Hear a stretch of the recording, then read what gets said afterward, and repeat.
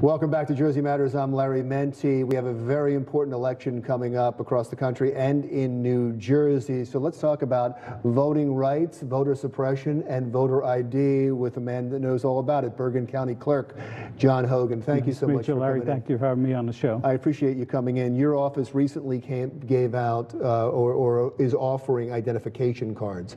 Are they necessary in voting in the state? Well, actually, that comes from the Superintendent of Elections office. It's a card that shows that you've gotten registered to vote, and it's just something to have to show that your actual paperwork was processed and you're a registered voter. So it's good that they have that, but yes, it makes it so that more people are able to have an ID, and I get why that's important, because IDs are needed for so many things in life. I just rented a bike and I needed to show an ID. Why not in voting? Well, because we have certain ways. There's 3 agencies that handle elections in each county. There's Superintendent of Election, there's Board of Elections, and then there's my division of elections in Bergen County also. There's checks and balances that go on. There's a lot of background checking. When you get registered to vote, you have to either give the last 4 of your social security number or your driver's license number. So there's a lot of things that happen behind the scenes to make sure that the voter is the real voter. Is there voter fraud?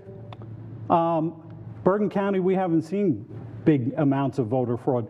The only possibility where it could occur is by voting by mail, but we've put safeguards in. We've examined everything. The Superintendent of Elections has investigative powers. She's followed through with everything. We haven't seen any of that happen in Bergen County. We've been very successful. When I first became clerk, it was a week after I was elected, I became the clerk, and then the following year, Fox National TV came in, and they wanted to talk about voting fraud because they were convinced that by vote by mail, it was voting fraud. We showed them our whole processes. The whole story changed. Oh, they still did the story, though. They still but did it was the more of a story. positive story. It was positive. I think they found voting fraud in New York, but not in Bergen County. But isn't showing an ID when you go to vote a way of making certain that I don't get how that suppresses votes? I can give you an example of something that occurred when I was a commissioner on the Board of Elections. Okay, it was Cliffside Park. One of the challenges was asking every voter who came in, young, old, handicap, every voter that came in for photo ID. He wanted driver's license, etc. Some of the people who were coming in were in their 90s and they had to leave. They never came back. They never came back with identification. We were called in as election commissioners. Our lawyers came in and we said, as long as the signatures match in the books, anyone can challenge the signatures in the books and there'll be a full investigation. As long as those signatures match, it's fine. And I'm telling you, we have not had any severe cases of voting fraud in Bergen County. The real challenge is to get people to get out and vote. We get people registered, and then they don't bother to vote. So where is the battle? Why is there a battle over this? It comes up every single election. There's one side that wants voter ID. There's another side that said, no, you're trying to suppress votes. First of all, I don't understand why you wouldn't have voter ID. It seems like because I have IDs. I guess that's the reason I don't say it. But then I don't understand how it suppresses votes. Maybe I'm just not enlightened. Well, part of the problem is that since 9/11, the federal government with the Real ID Act has said that you have to have either a passport or a driver's license. We, from our office, we went to Senator Weinberg. We have legislation that just passed the state Senate. It's in the Assembly now. We're hoping by the fall it'll be accepted, that if anyone comes into my office, they're going to be able to get, and any county clerk who participates, they're going to be able to get a non-driver's ID. Instead of us telling them, no, we can't issue it, you have to go to motor vehicles, they got to stand online, we're going to be able to take the information, send it to motor vehicles, they issue the ID. So there's not many selections that you can use as true ID these days. No, that's a great thing. Forget voting. Mm-hmm. It's still a good thing because you need ID, as we've pointed out, for many things. I've been dealing with one side of the argument. Let me deal with the other now. Yeah. Is there true voter suppression? I think there are attempts at voter suppression, but my office, I'm in my 7th year of a 5-year term. How did I do that? I got reelected. Congratulations. Thank you.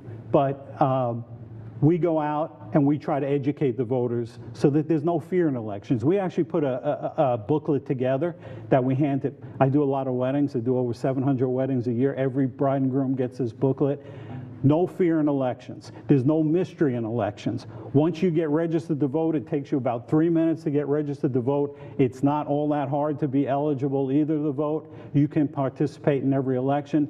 The unwritten rule is if you don't vote in 2 presidential elections, the superintendent of elections is going to take a look at what's going on here. Has that person moved out? Have they moved on? Whatever. If you were in charge of all elections, could we vote online?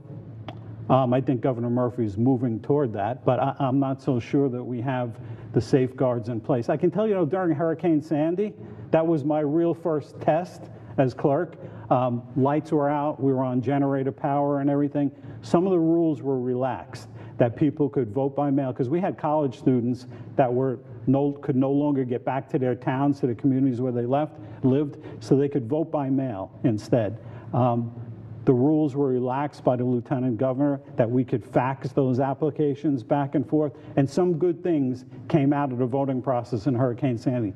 There was no voter fraud in Hurricane Sandy, even though the rules and the regulations were relaxed. It seems like we were heading towards that for a while. Everybody was saying it's just the logical next step, we should do it.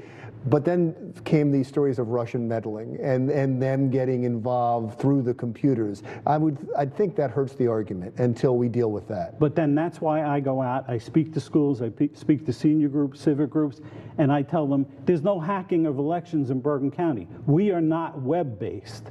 We have cartridges that come out of the machines that come into my office on election night under guard with police from all 70 towns. They go into cartridge readers, and that's how the results are populated. This is backed up with a paper printout to show the amount of votes that were cast and the bottom line votes for everyone. We have the books. If it's not web-based, they can't hack it. And it's not just Bergen County. There's been no proof that they were able to get into any voting machine anywhere across the country, although they did attempt to. Yes. Thank you, sir. Thank you, sir. I appreciate you being in. Oh, thanks for coming in. Bergen County Clerk John Hogan. Jersey Matters continues right after this. 1 week.